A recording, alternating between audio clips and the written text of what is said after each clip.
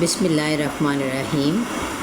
آج کے لیکچر کا آغاز کرتے ہیں اور آج ہم پڑھیں گے اسم منادا۔ یہ چیز آپ نے پہلے کم پڑھی ہوگی، لہٰذا اس کو سب طالبات نے بہت دھیان سے پڑھنا ہے اور اس کو سیکھنا بھی ہے تاکہ ہم اس کو حدیث اور تفسیر پڑھتے ہوئے استعمال کر سکیں۔ اسم منادا وہ اسم ہے جس میں کسی کو پکارا جائے، یعنی کہ وہ اسم ہے جس کو ہم پکارتے ہیں، جیسے یا زیدو۔ اب زید جو ہے اس میں اسم منادا ہے، یہ زیدو اسم منادا ہے، یعنی کہ یہاں پہ ہم جس کو پکار رہے ہیں وہ زید ہے۔ اب ہم نے یہ چیز سیکھنی ہے کہ زید کے اوپر یہ جو اعراب ہے یہ کن کن صورتوں میں آتے ہیں۔ یہ آپ بڑی جگہ جب پڑھتے ہیں عبد الرحمن آ رہا ہوتا ہے یا عائشۃ آ رہا ہوتا ہے اور پھر الف لام بھی اس کے ساتھ لگ رہا ہوتا ہے، ان صورتوں میں اس کے اعراب کیا ہوں گے۔ ہم نے یہ سیکھا کہ یہ حرف ندا ہے اور حرف ندا اس حرف کو کہتے ہیں جس کے ذریعے کسی کو پکارا جاتا ہے، اور اس کے بعد جو لفظ استعمال کیا جاتا ہے اسے اسم منادا کہتے ہیں۔ اسم منادا وہ اسم ہے جس کو پکارا جاتا ہے۔ اسم منادا کے لیے جو الفاظ استعمال ہوتے ہیں، منادا کے جو الفاظ ہیں یا ایہا، وا اور حیا، یہ اس میں منادا کے الفاظ ہیں۔ یا ایہا تو بہت زیادہ ہم قرآن پاک میں دیکھتے ہیں، یا کا استعمال بھی نظر آتا ہے۔ یہ چیزیں ہماری نظروں کے سامنے سے گزرتی رہی ہیں۔ اب ہم دیکھتے ہیں اسم منادا کے اعراب۔ اسم منادا کے اعراب کیا ہوتے ہیں؟ یہ دو طرح میں ہمارے سامنے آتے ہیں، منصوب اور مرفوع۔ ہمیں پتہ ہے منصوب کس کو کہتے ہیں؟ جو لفظ کے اوپر زبر آتی ہے، اس کو ہم منصوب یا نصب کہتے ہیں۔ مرفوع ہم اس کو کہتے ہیں جو لفظ کے اوپر پیش آتی ہے۔ تو یہ دونوں کس وقت آتے ہیں؟ اب ہم ان کو ذرا تفصیل سے دیکھیں گے۔ پہلے ہم یہ دیکھیں گے کہ منصوب حالت کیا ہے۔ منصوب اسم منادا جو ہے یا کے بعد جو آنے والے الفاظ ہیں اس میں وہ کب منصوب ہوتا ہے؟ پہلی، جب وہ مضاف ہوتا ہے۔ ہم نے پڑھا تھا مضاف مضاف الیہ، اس کو دوبارہ بھی انشاءاللہ دیکھیں گے۔ مضاف مضاف الیہ جیسے ایسے وہ تمام الفاظ جن کے درمیان میں کا، کے، کی وغیرہ آتا ہے، جیسے مفتاح العلم۔ اب یہ پہلا لفظ مضاف ہے اور دوسرا مضاف الیہ ہے۔ علم کی چابی، اردو میں بھی انہیں حرف اضافت کے طور پر ہم جانتے ہیں، علم کی چابی۔ اب یہ اس کے کوئی اعراب نہیں ہوتے ہیں مفتاح پہ، یہ موقع کی مناسبت سے زیر زبر پیش وغیرہ ہم اس کے ساتھ لگاتے ہیں۔ مضاف الیہ جو ہے وہ ہمیشہ اس پہ کسرہ آتی ہے اور یہ الف لام کے ساتھ آتا ہے۔ اسی طرح جب مضاف پر حرف ندا ہم داخل کرتے ہیں، مضاف حرف ندا ہمارے پاس یا طالباً اسم منادا ہے۔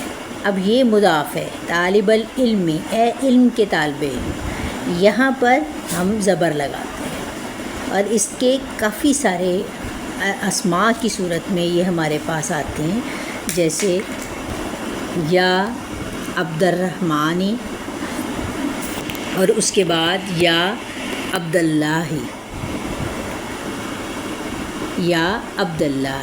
اب عبداللہ پہ بھی ہم یہاں پر نصب لگا رہے ہوتے ہیں، کیونکہ یہ منادا ہمارے پاس جو ہے وہ مضاف کی شکل میں آ گیا ہے، اور حرف ندا کے بعد جب مضاف آتا ہے تو ہم اس کے اوپر حالت نصب میں یا اس کو نصب کی شکل میں لے کر آتے ہیں۔ اگلی اس میں نکرہ مقصودہ، نکرہ غیر مقصودہ، پہلے پڑھیں گے ہم نکرہ غیر مقصودہ، یعنی کہ اس میں خاص نہ ہو، ہم عام خطاب کر رہے ہوں، عام لوگ ہمارے مخاطب ہوں، جیسے یا طالباً، یا طالباً، اب یہاں طالباً جو ہے وہ ہم ایک مجمع سے خطاب کی شکل میں کہا جا رہا ہے، اے طالب علموں، الجہد مفتاح النجاح، کوشش جو ہے وہ نجات کی یا کامیابی کی چابی ہے۔ اب یہاں پر طالباً کو ہم دیکھ رہے ہیں، یا حرف ندا ہے، طالباً جو ہے وہ ہمارے پاس نسبی شکل میں آیا ہے، تنوین لگا رہے ہیں کیونکہ الف لام نہیں ہے۔ جب ہم یہاں پر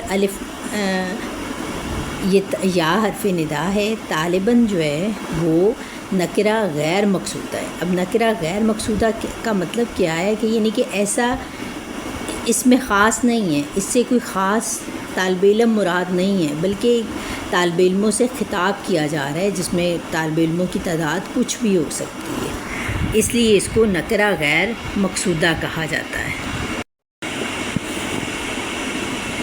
نکرہ غیر مقصودہ میں بھی جو اسم منادہ ہے وہ نصب کے ساتھ آتا ہے، اس پر پیش نہیں آتی بلکہ فتح آتی ہے، اس لیے یا طالباً میں بھی ہمیں فتح نظر آتی ہے کیونکہ یہاں پر جو طالباً ہے نکرہ غیر مقصودہ ہے، اس میں خاص نہیں ہے، مطلوب اس میں خاص نہیں ہے، اس لیے ہم اس پر یا کے بعد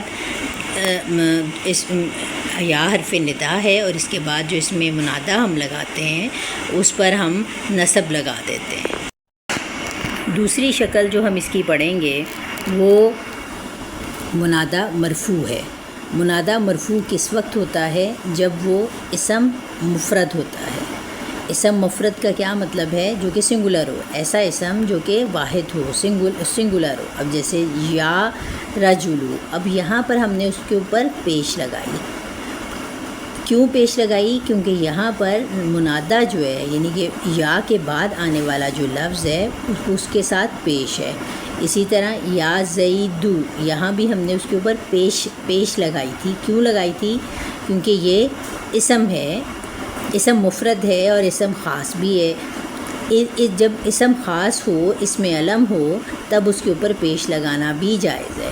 دوسرا ہم نے پیچھے پڑھا تھا کہ نکرہ غیر مقصودہ جب آئے گا یعنی کہ اس میں خاص نہ ہو تو ہم اس کے اوپر زبر لگاتے ہیں، لیکن اس کے الٹ جب نکرہ مقصودہ ہو یعنی کہ نکرہ ہونے کے باوجود وہ اسم خاص کی طرف اشارہ کرے، جیسے یا غلامو۔ اب یا غلامو میں غلام جو ہے وہ نکرہ ہے، لیکن یا غلامو ہم کسی ایک غلام کی طرف اشارہ کر رہے ہیں۔ تعلیم آئی کہ اے غلام میرے ساتھ آؤ، یہ ہم ایک خاص غلام کی طرف اشارہ کر کے اسے اپنے ساتھ چلنے کا حکم دیتے ہیں۔ اب یہاں پر ہم اس کے اوپر پیش ہے،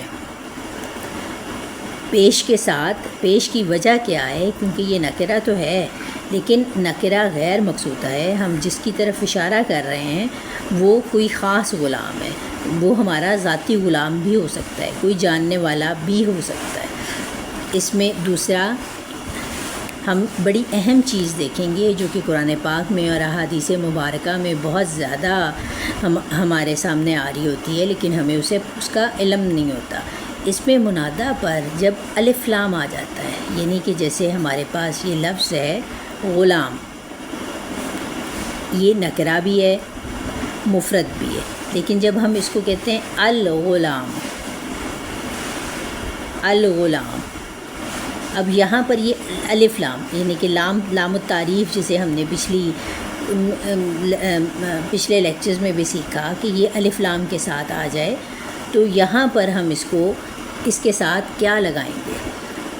یہاں اب دو چیزیں ہیں، مذکر کے ساتھ ایہا لگتا ہے اور مؤنث کے ساتھ یا ایتھا لگتا ہے۔ اب یا کے ساتھ ہم ایہا اور ایتھا کا بھی اضافہ کر رہے ہوتے ہیں، لیکن کب؟ جب منادہ الف لام کے ساتھ آ جائے۔ اس طرح بہت سارے اس کے ہمیں مثالیں ملتی ہیں۔ یا ایہا النبی، اب نبی کو اس میں منادہ ہے، مفرد بھی ہے لیکن الف لام کے ساتھ آ گیا۔ الف لام کے ساتھ آنے کی وجہ سے ہم یا کے بعد ایہا کا اضافہ کرتے ہیں۔ اسی طرح اگلی میں یا ایتھا النفس، اس میں منادہ مرفوع ہی رہے گا، اس میں منادہ جو ہے اب نفس الف لام کے ساتھ آ گیا، اس لیے اس کے، اور یہ مؤنث ہے، اور مؤنث کے ساتھ یا ایتھا کا اضافہ کریں گے۔ اسی طرح یا ایھا الذین، اب یا حرف ندا ہے، الذین جس طرح ہم نے پڑھا تھا پیچھے اس میں موصول کے بارے میں، یہ الف لام ہے، الذین اصل لفظ زینہ تھا، الذین الف لام ہے، تو ہم اس کے ساتھ الف لام ایھا کا اضافہ کریں گے۔ قرآن پاک سے اس کی مثالیں بھی ہمیں بہت ساری ملتی ہیں۔ یا آدم، اے آدم علیہ السلام۔ اب یہاں پر آدم منہ میں، یا آدم منہ میں کیا ہے، منادہ جو ہے وہ مفرد ہے، اور اس لیے، اور نکرہ مقصودہ بھی ہم اس کو کہہ سکتے ہیں، لیکن یہ نکرہ نہیں ہے، یہ اسم خاص ہے، اسم علم ہے، اس لیے یا کے بعد پیش آئی۔ ہم یہ پیچھے پڑھ چکے ہیں کہ یا کے بعد پیش ہم تب لگائیں گے جب وہ اسم خاص ہوگا، اسم مفرد ہوگا تو ہم اس کے اوپر پیش لگائیں گے۔ یہ دونوں باتیں آدم پہ پوری اترتی ہیں، آدم علیہ السلام پہ، مفرد بھی ہے، اسم خاص بھی ہے، دونوں اگر ایک بھی ہو تو ٹھیک ہے، خالی مفرد بھی ہو تو وہ یا کے بعد اس کے اوپر پیش آئے گی، یا آدم، اس لیے یہاں پیش آئی۔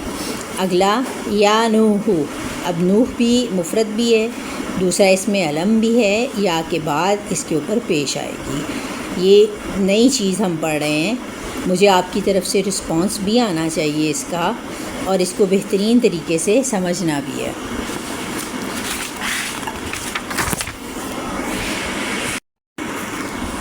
اب یہاں پر یا عثمانو، اب یہاں بھی اسم خاص ہے، اس میں علم ہے، اس لیے یہاں پر پیش آتی ہے۔ یا معاذو، یا حذیفہ، یا جبرائیل، یا عائشۃ، یا ابا بکر، یہ ساری اس طرح آپ نے احادیث سے بھی اس کی مثالیں نکالنی ہیں۔ یا ابا ذر، فتح کی وجہ سے، اب یہاں پہ اب منادہ کی شکل چینج ہو گئی، مضاف الیہ کی مثالیں ہیں۔ آپ نے اس کی مجھے کمنٹس میں ہر لفظ کا بتانا بھی ہے کہ ابا بکر کیا ہے، عائشہ کیا ہے، ابا ذر کیا ہے، ابا سعید کیا ہے، ام سلمہ کیا ہے، اماں ہم نے کیوں لگایا، امے کیوں نہیں لگایا، اور مجھے آپ کی طرف سے جوابات کا انتظار رہے گا۔ رسپانس نہ ہونے کی وجہ سے ہمت